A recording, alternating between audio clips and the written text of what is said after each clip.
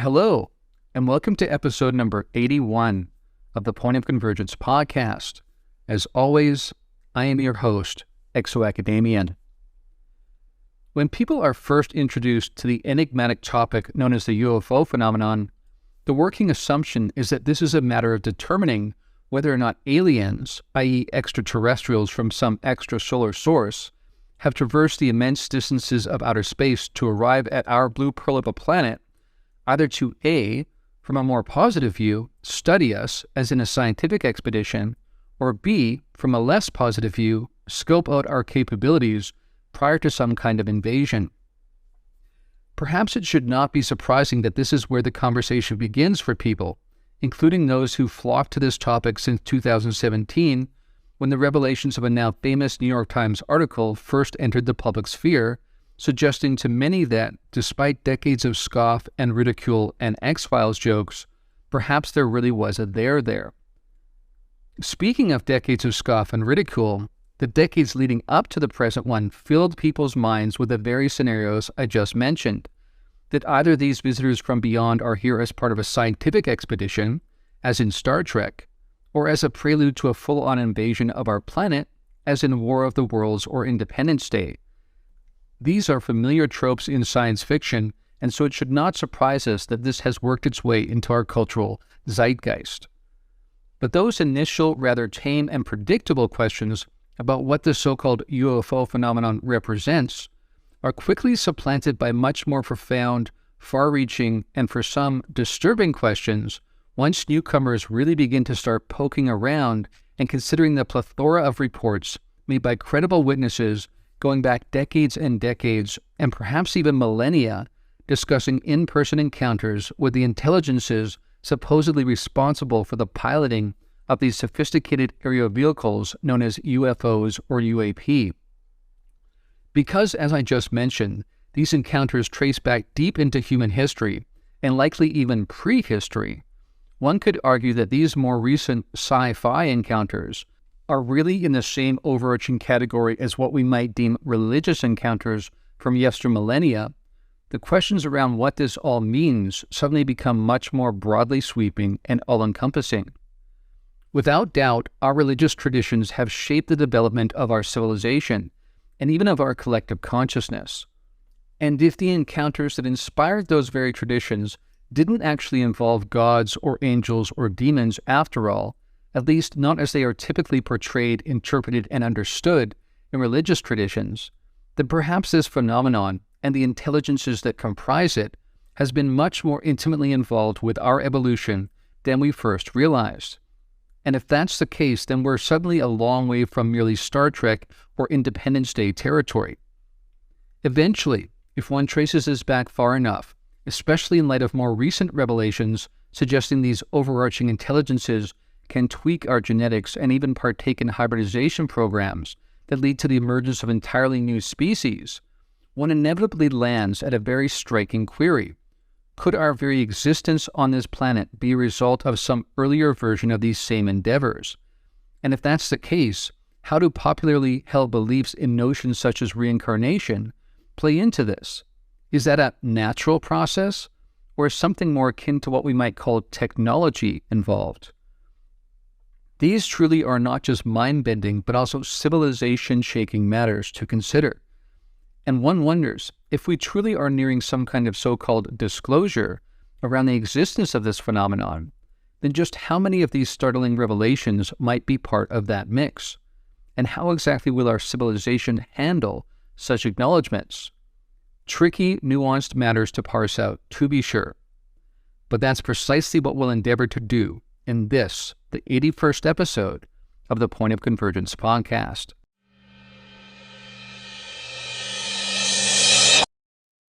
I'd like to begin this week's podcast with a couple of announcements. First of all, I'm happy to say that I will be speaking at the Ohio UFO Heritage Conference at the Hope Hotel at Wright-Patterson Air Force Base.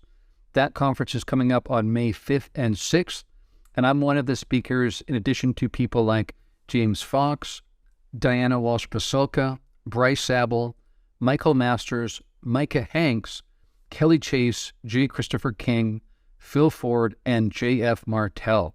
So quite the group of people speaking at this conference. There's both a main conference and a consciousness symposium. I'm part of the consciousness symposium, which will not be surprising to you on this podcast, knowing that that is a major topic we touch on over and over again. And really, I believe it is central not only to this topic of the UFO phenomenon and general paranormality, but about reality itself ultimately. So I hope to see some of you there. That would be great. The conference is, again, the Ohio UFO Heritage Conference at the Hope Hotel at Wright-Patterson Air Force Base, in the Lion's Den, as you might say. Again, the conference happens on May 5th and 6th, and you can either attend in person or you can take it in as a virtual conference as well. You can get tickets for either one of those options. Again, hope to see some of you there. That's in May in Ohio. The second announcement I want to make is that I am kicking up the features I offer for patrons and supporters of this podcast. Generally speaking, I'm just going to be offering a lot more content, so I hope that some of you will join in some of that further endeavoring by becoming patrons and supporters of this podcast.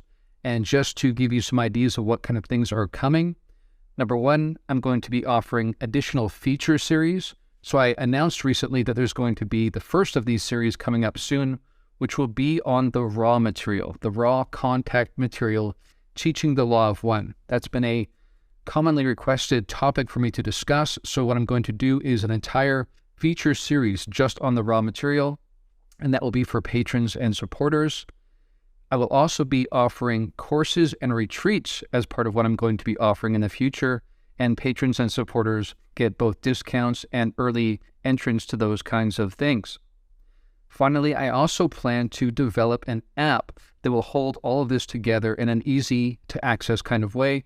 As I've mentioned a couple of times previously, my background is also in software engineering, so I'm going to use those skills along with these topics that I'm really interested in and that I know that you are interested in to put it all together in one place so it's easy to access. A couple of other features to mention. Patrons and supporters also have access to my private Discord server, where we discuss these kinds of topics ongoingly through the week. So you have access to that as well. And of course, you also get access to OTC Squared, which stands for Off the Cuff and On the Cusp, which is a podcast that happens in between PoC sometimes, every few weeks, that has to do with current events, both going on publicly, what's going on for me privately. I also do a Q&A section of that podcast, and then finally, hot takes on things that are happening right now. So those are all features and offerings that are part of what I offer for patrons and supporters. If you're interested in that, then you can go to patreon.com/ExoAcademian. All right, let's get into today's topic. I titled today's episode, A Matrix of Myth and Magic, Exploring the Alien Seeding and Oversight of Civilizations. That's what we'll be discussing. It's a lot to get into. Let's first dive in with this notion of disclosure and what actually is entailed in disclosure. Now, for those of you who've been tuning in for quite a while, this will not be new to you, but I just want to reiterate this because some people are joining later, some people have come in fairly recently, so I want to take some time to just discuss this.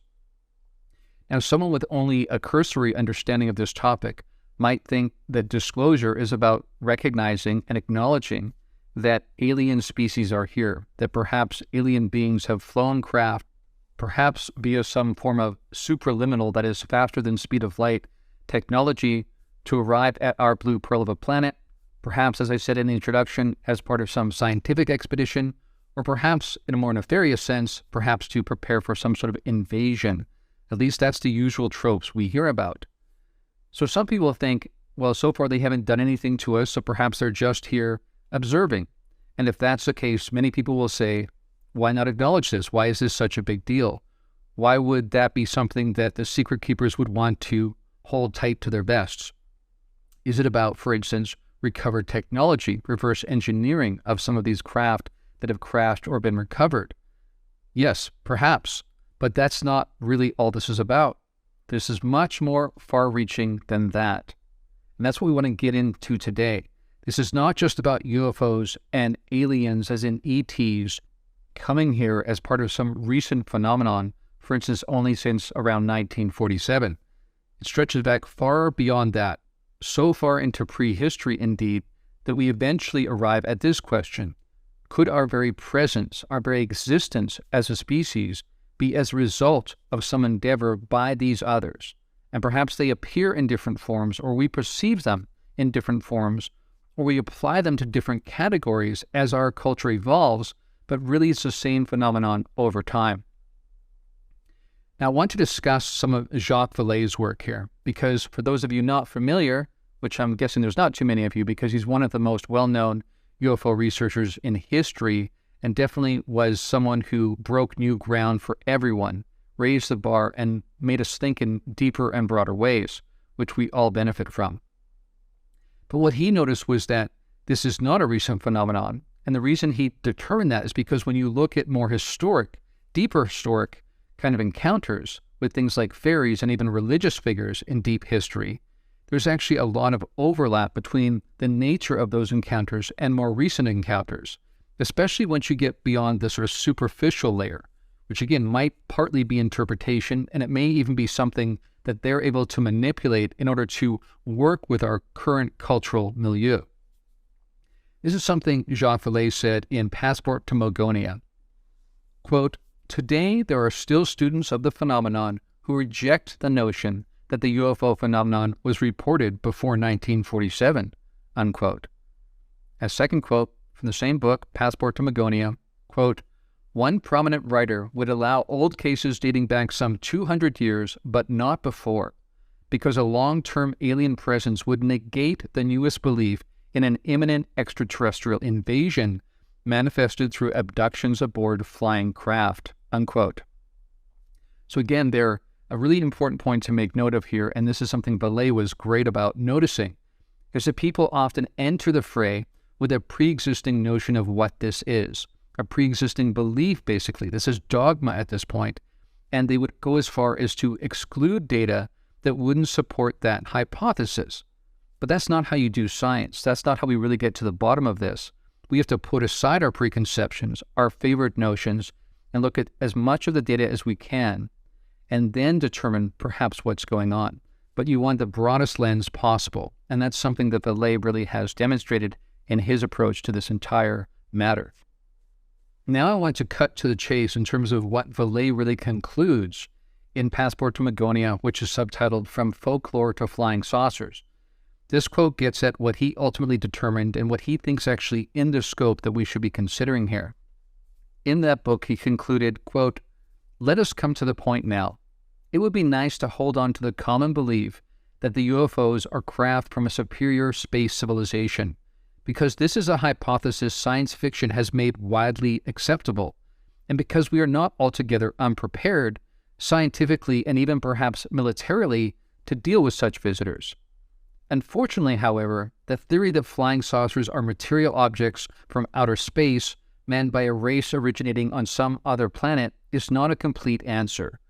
However strong the current belief in saucers from space, it cannot be stronger than the Celtic belief in the elves and the fairies, or the medieval belief in Lutins, or the fear throughout the Christian lands in the first centuries of our era of demons and satyrs and fauns.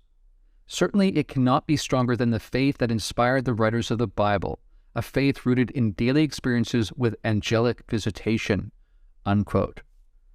So he really lays it out there, saying that we can't be too narrow-focused here. We have to widen the scope, as I said, widen the lens, open the aperture, whatever metaphor you prefer, and look at our entire history. And beware of how, at certain times, we attach to certain narratives, and then we notice certain phenomena in our environment and assign those phenomena to these pre-existing notions or narratives. But these narratives shift over time. So perhaps it's not that these things are different or that there are different things that we're experiencing, but rather perhaps it's the same thing, the same phenomena, but we are simply slotting in to the most recent narrative. That's one possibility. Another possibility, of course, is that these others, whatever they represent, are able to be aware of our narratives of a particular era and are playing into those narratives so as to perhaps even shift or move or evolve our consciousness. That's really what Vallee gets into in another of his books titled The Invisible College, as he goes about defining what he has called a control system. Now, regarding this control system theory, Vallee broke it down into 3 different categories, or 3 different levels. The first level is the physical level, and this speaks to the physical effects we would notice in our physical environment, what we perceive as physical reality, involving things such as a great deal of energy, light and microwave pulses emitted in a small space, that kind of thing. Next, he spoke to the dual nature of the impact on individuals, which was both physical and psychological. So this could include things like the effects on witnesses in a close encounter involving things like disorientation or misperceived time, or what we often call missing time. Effects on the skin like burns or conjunctivitis or temporary blindness, those kinds of things. But also positive things such as accelerated healing of fractures and superficial wounds, and I would add sometimes the full-on healing of diseases that seemed incurable. That's part of a physical and psychological level that impacts individuals who have close encounters. Third is the social level, and this really speaks to the control system in its greatest extent. This is the effect on our culture, on our civilization. At this level, according to Vallee, it doesn't really matter if UFOs themselves exist or not, because if enough people believe in an event and a narrative, then the effects are just as real as they need to be. In other words, all you need is belief, because that changes behavior. Now, of course, even if this is in play, this kind of large sociological shaping or evolutionary management of our species, that still begs the question, who's doing it? What's behind it? Certainly it could be some sort of extraterrestrial or interdimensional intelligence, or perhaps it could even be the manifestation of the deep unconscious, the deep collective unconscious, almost the way that Jung might have imagined it. These are the possibilities, but this is what's in play within Jacques Vallee's control system theory. And just to be clear again, the main point here is that the phenomena themselves are not really what we should focus on. Those can change and do change, and Vallee is kind of making the argument that when you look at the entire scope of human history, we do see the phenomena changing in terms of what they look like at the most superficial level.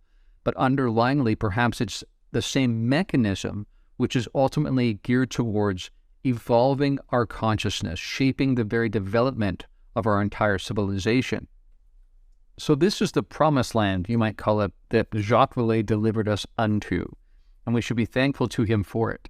He took us from really considering whether or not these were just ET aliens here visiting us in spacecraft to much deeper questions around the very nature of our existence, the very nature of our beginning, and consequently where this might all be headed.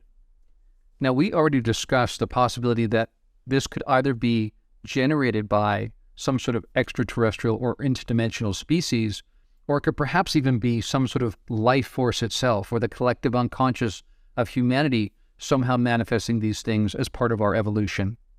You could even argue those two could fit together, that this alien intelligence, whatever it is, whatever its ultimate form is, could actually seed our collective consciousness in such a way that at certain points this would arise. So there could be some overlap there. But I want to focus on this notion of another kind of intelligence, another kind of species, life form, actually being responsible for our beginning, the very seeding of our civilization. This will tie in with other topics we've discussed on this podcast in recent episodes. First thing I want to point out to you is that statistically, it makes a lot more sense to me that we actually would be the product of some sort of seeding by some other kind of life form.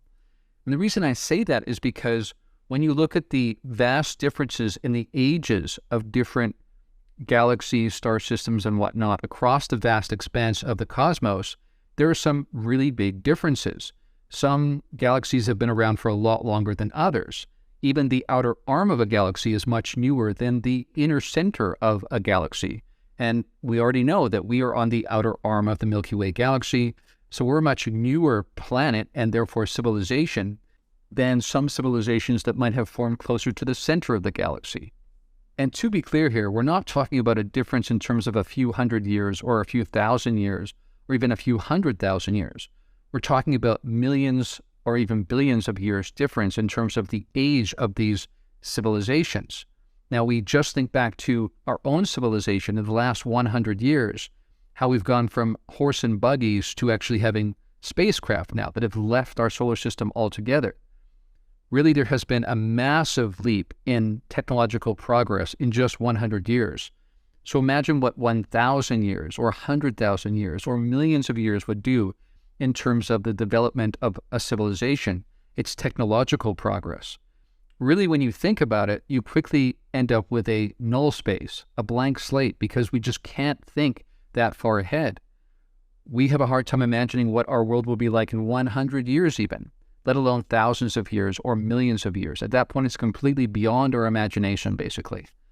So that being the case, knowing that it's very likely based on the sheer size of the cosmos and just how many galaxies and star systems there are, numbers that really boggle the mind because they're so huge, just the sheer immensity of the cosmos and the myriad numbers of galaxies and star systems populating it, lead us to believe that even if life only springs up on the minority of planets, that there still should be life teeming throughout the cosmos, and that some of that life, some of those civilizations will be much older than us.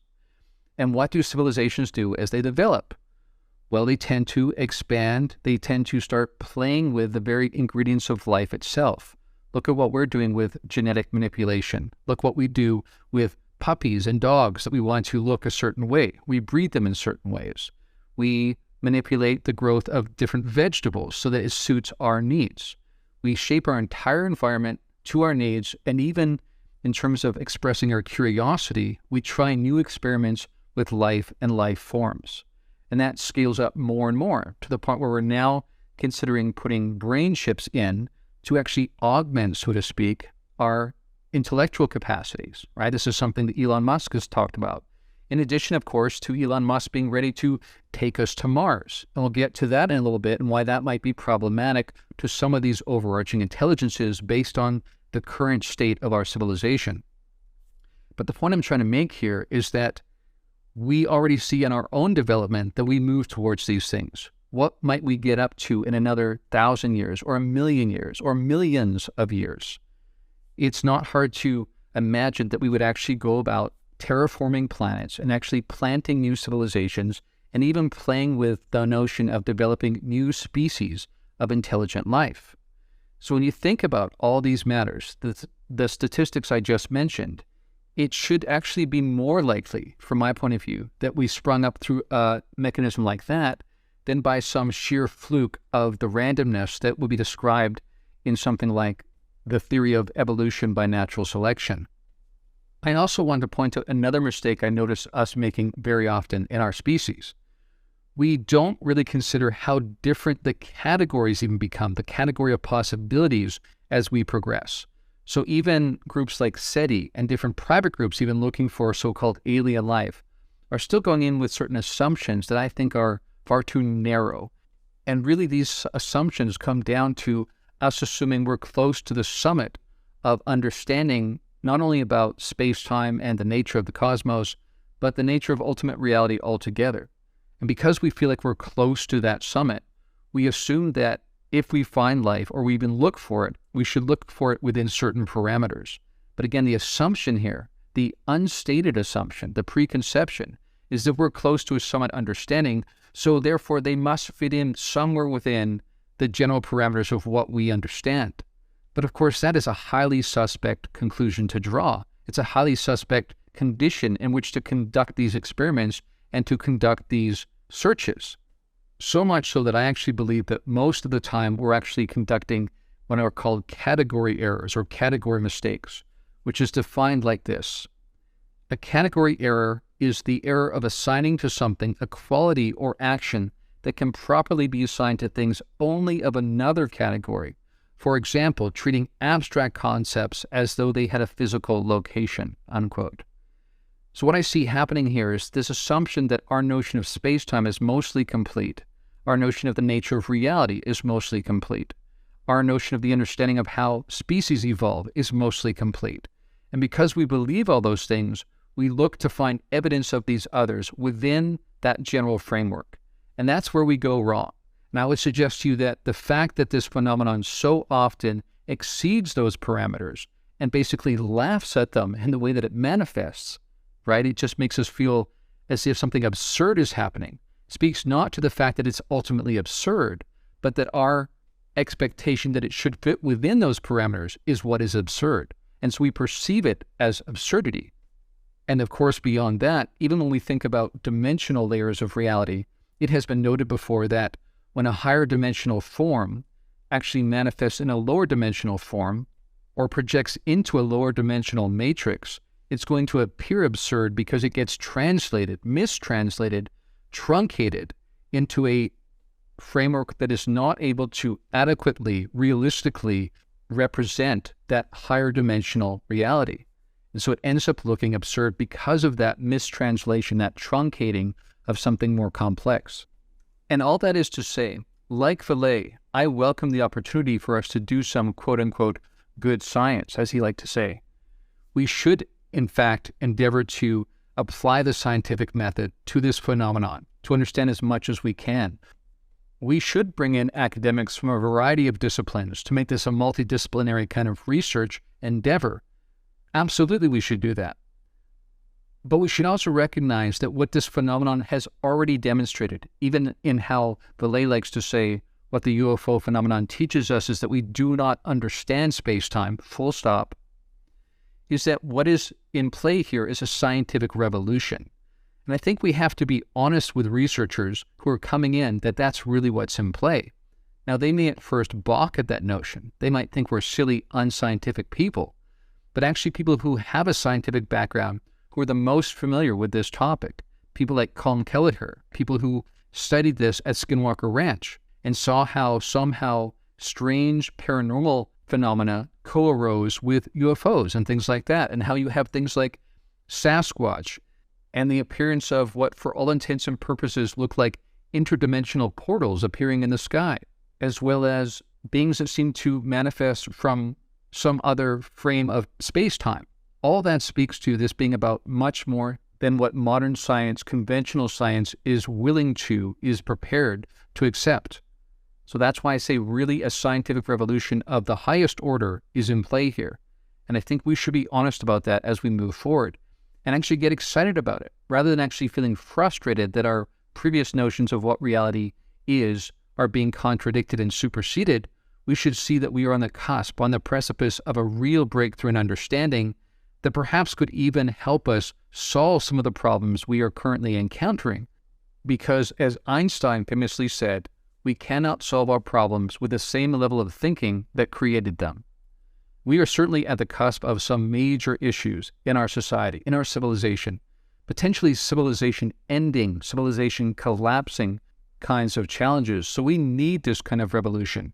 And not a revolution just in terms of scientific understanding, but hopefully one that embraces the underlying and overarching significance and primacy of consciousness, and not just local consciousness, not just the consciousness of a single individual that feels separate from everything else, but an understanding of consciousness in terms of seeing that we are all connected, that we are all actually fractal impressions of source, ultimate source, not only us, but also these alien beings we are encountering, and that this new understanding of connectivity, of how everything impacts everything else, will actually help us move forward in a way that actually is more sustainable and one that honors the nobility of the human spirit and the nobility of every sentient form of life in the cosmos.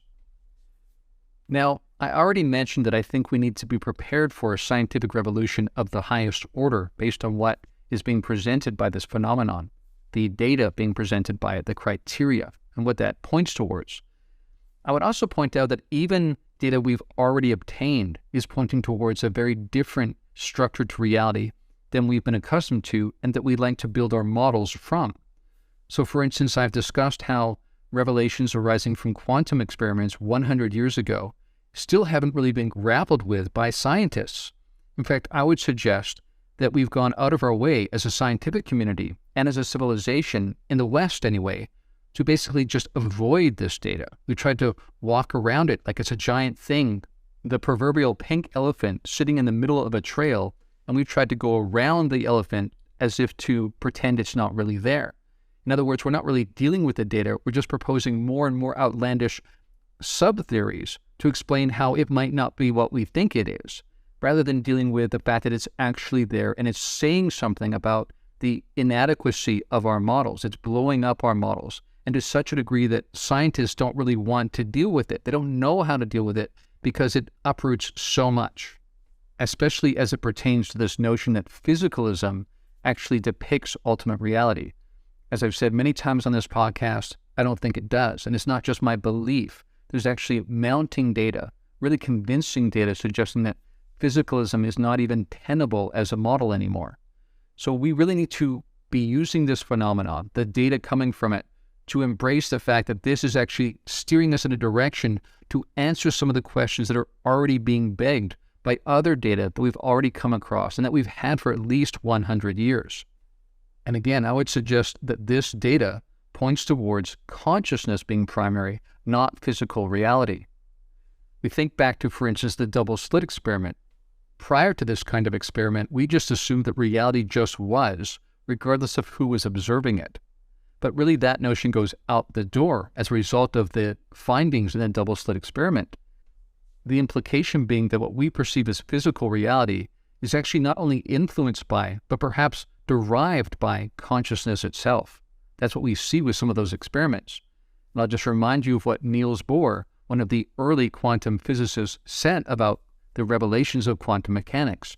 He said, quote, "If quantum mechanics hasn't profoundly shocked you, you haven't understood it yet." And that's really key. If you're not shocked by it, you have not understood just how far-reaching the implications are, how it effectively rips out the ground from underneath us, and we find ourselves hanging in midair, not even knowing what that air is composed of, but picking up on inklings suggesting that that stuff that is all around us is actually derivative of something we might call consciousness, some sort of mentation process that has as much to do with our feeling of being us as it has to do with the things that manifest around us and what we perceive as a physical reality. But again, the key here is that that physical reality is not independent of us and other agents of consciousness. In fact, it's the very opposite. Its existence, physical reality's existence, is actually impacted by and determined by consciousness itself. And just to be clear there, because this gets a bit confusing for people, because consciousness, that term is used in many different ways, what we're ultimately pointing towards here is source, the original mind that gave birth to everything, every entity, every physical structure, or what appears as a physical structure, all of the interrelationships in reality are ultimately mentation processes, and we ourselves, therefore, again, are fractal impressions of that original mind, as are all of these alien beings in our midst. Another metaphor that might be helpful is that of a diamond. So rather than considering ourselves as separate diamonds, we are actually different facets of the same diamond. And because light hits those different angles and reflects a different reality, a different experience, it can appear like it is separate, but ultimately is the same thing. It's the same diamond, the same ultimate source, but the different refractions of light are what we can consider our personal experiences. But again, that individuality is ultimately illusory. We actually are connected to this source. We are this source, as is every other sentient being. And for that matter, every other supposed inanimate object is also part of this central diamond, source itself. So if we take as a given, as a presupposition, and every model begins with some presuppositions, if we begin with the notion that consciousness is fundamental, is primary, and from that underlying bedrock, everything else that appears as, for instance, physical reality or energy is actually a manifestation of that deeper structure, we can also apply that to these others. Again, with the notion that perhaps they've been around for millions of years longer than us. How would their understanding of reality have developed? It would not just have developed in terms of greater technology, in terms of manipulating the physical world, but because really the physical world is a manifestation, a derivative of some deeper structure based in consciousness, then it's logical to assume that eventually they would begin to develop technology that would work on that level, at the level of that deeper structure. And I would suggest that we actually see that in the way that they're able to manipulate and control our behavior, our emotions, our sense of space-time. All of these things indicate that some deeper manipulation of reality is going on, and a deeper structure beyond space-time altogether. Now, because we're talking about a deeper structure of reality, from which this becomes a derivative form. So both quantum theory and space-time, the physical world as we perceive it, are actually byproducts of this deeper structure and what's happening there. Then we can also think about that in terms of what we consider life. In other words, what we consider the process of birth, maturation, and death are actually, again, not what they appear to be. We already see this evidenced in reincarnation studies and in near-death experiences, out-of-body experiences, where people have experiences and memories that seem to violate our notions of a life existing as an individual iteration and then being wiped out. What we actually see evidence of is some deeper level of reality from which this lifetime is just one manifestation of many, and that it points to some deeper structure that makes the notion of biological life being a thing unto itself also partial and ultimately illusory. Now, let's bring this back around to the notion that perhaps our civilization was seeded by one of these other older intelligences that are now working at the level of this deeper structure beyond physical reality, beyond space-time. We already know from the literature that hybridization programs and genetic tweaking are happening. This is something that's central to the UFO phenomenon data. So from there, it's not at all a stretch, really, to consider that our very existence here is due to some sort of process that they put into place, or at least that they handled or oversaw or managed at some point along the process. Because again, if this is about a deeper process and a deeper structure of reality, then again, our understanding even of where life begins and ends is faulty. But nevertheless, we certainly can consider it as a possibility, even perhaps a likelihood, based on what I said before about statistics and different ages of civilizations likely, then it's not at all a stretch to imagine that they did seed our civilization. And we already see evidence of hybridization programs, genetic tweaking. We already have evidence suggesting that there was a major leap in the capacity of hominids at some point in history that seems to defy the normal pace of how evolution would roll out. So all of those things are pointing towards this possibility that we were seeded by some of these others.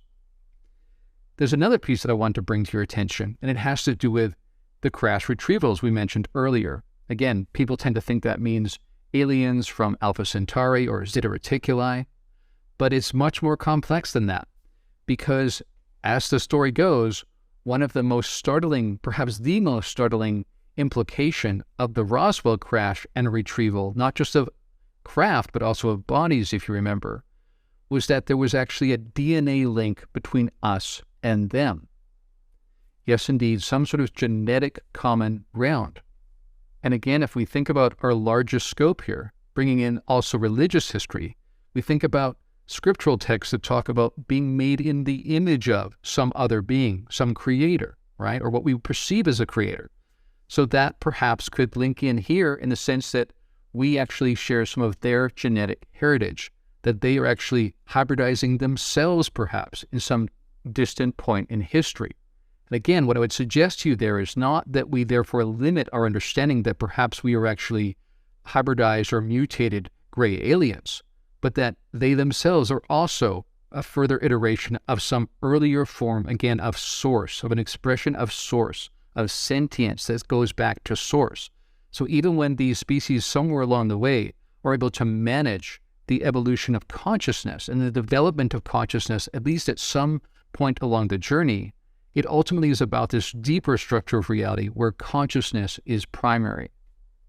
In other words, they themselves are already iterations, impressions of that original mind, and that just keeps getting passed down. And that eventually perhaps even we too will seed civilizations that has some aspect of us, which of course relates back to that original mind, that original source. This is key. Somehow this notion of God is central to all of this, if you will, if you can get rid of the religious baggage. But what we see in religious history is the retaining of some sort of memory, of some sort of intervention by some group that has been in religious history referred to as an assembly of the gods or some sort of divine council. Again, based on an earlier iteration of our consciousness, that's how we saw them. But what if it's just these others at a certain point along the trajectory of their consciousness development, now overseeing the further development of consciousness in new iterations which represent us, but they themselves also were the product of some earlier source of the same kind of process. And this goes on and on.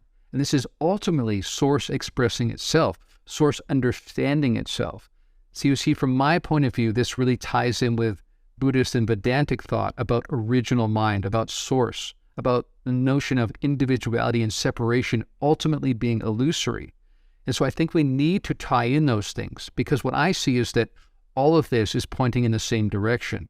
The manifestation of the phenomena in our midst, revelations that are arising in space-time experiments and quantum theory, suggesting that space-time cannot be fundamental. There must be some deeper structure, as well as this overarching experience sense that so many human beings have, that we are more than we've been told that we are, that we even have identities that go back to previous lifetimes, even previous forms, and some sense that underlyingly, overarchingly, we are absolutely connected to everyone and everything.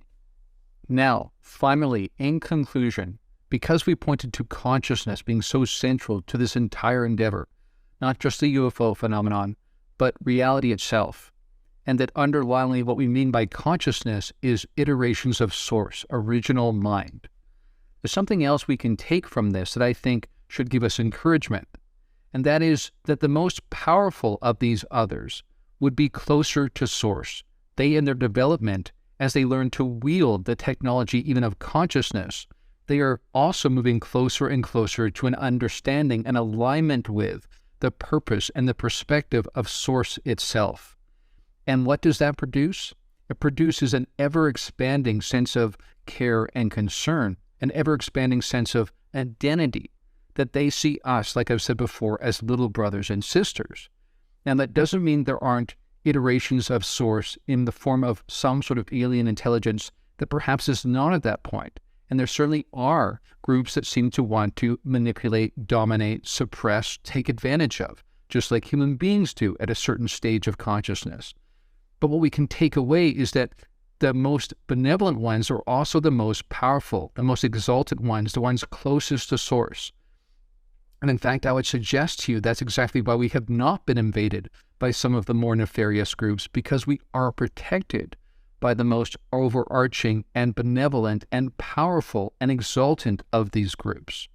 And that what is really in play here is the consideration of the best interests of every sentient being that's part of this process. That means not just us, but the animal species, the earth itself. All of these factors come into play when this overarching kind of council that's referred to in Scripture and has also been referred to in the UFO phenomenon as the Galactic Federation, for instance, their purpose is to manage all of that, to act in the best interest of the totality, because they see that as an extension of them, an extension of source. And in that sense, regardless of what happens, they are considering not just the best interests of all those agents, but all of those agents expressed across multiple lifetimes. So in the end, this is about the greatest good. That's what I would suggest to you. Even though we have moments, even periods, even epochs of real struggle, of real challenge, and even physical existence itself, with all of the red tooth and claw challenges we face here, is actually also just one iteration in a spectrum of consciousness development. And as we keep progressing along that spiral of consciousness development, we too one day have the opportunity to ascend, to transcend to some post-biological form where we don't face some of the challenges we do now. But this is one aspect along the journey, one stopping point where we have to learn certain lessons. This is kind of a kindergarten class, if you will. Is it early? Is it primitive? Yes. Is it necessary? Absolutely. And ultimately, because we too are source, we have the opportunity to ascend and transcend to that alignment with ultimate source. And on that note, we've come to the close of another edition of the Point of Convergence podcast. If you'd like to support this podcast, you can do so by going to patreon.com/ExoAcademian. But until next time, friends, from deep within the Blue Ridge Mountains of North Carolina, this is ExoAcademian signing out.